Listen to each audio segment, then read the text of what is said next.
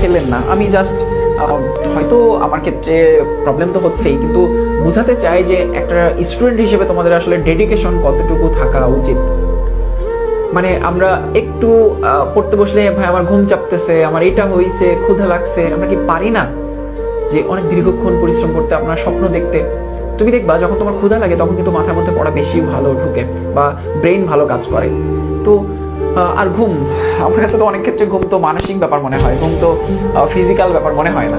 আমি চাইলেই দুদিন না ঘুমিয়ে থাকতে পারি, বা অনেক ক্ষেত্রে হয়তো 2-3 দিন অল্প ঘুমিয়েও থাকা যেতে পারে, কিন্তু আবার দেখা যায় যে অনেকে 10-12 ঘন্টার কম ঘুমাতেই পারে না। এই ব্যাপারগুলো কেন? তাহলে কি ব্যাপারটা এরকম না যে এটা আমাদের একটা মেন্টাল ব্যাপার, এটা খুব কমই ফিজিক্যাল ব্যাপার? সো ঘুমকে কন্ট্রোল করতে শিখতে পারতে হবে। ঘুম আসলে আর ঘুমাতে গেলাম তাহলে তো হলো না। আর ঘুমকে পাত্তা দেওয়া যাবে না। ঘুমকে আমি যদি পাত্তা দিই তাহলে সে আমার মাথার উপরে এসে চড়ে বসবে, তখন আমার ক্ষতি হবে। তো তোমার লাইফের স্বর্ণ সময়ই তো হচ্ছে এটা, যে সময়টা তুমি পার করতেছো। এই সময়টা যদি তুমি ঘুমিয়ে ঘুমিয়ে অলসতায় কাটিয়ে দাও, তাহলে তুমি তোমার যে স্বপ্ন পূরণ হবে না এটা তো নিশ্চিত করে বলা যায়।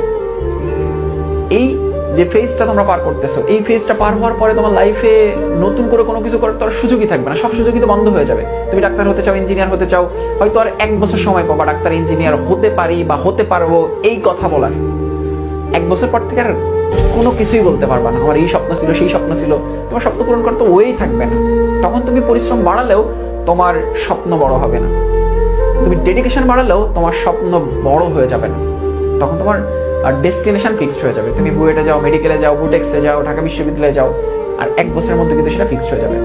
সো তোমার স্বপ্ন বড় করার, টার্গেট বড় করার, টার্গেট ফিল আপ করার আর অল্প কিছুদিন সময় আছে। সো এই সময়টা ঘুমিয়ে অলসতায় কেন কাটিয়ে দিবা?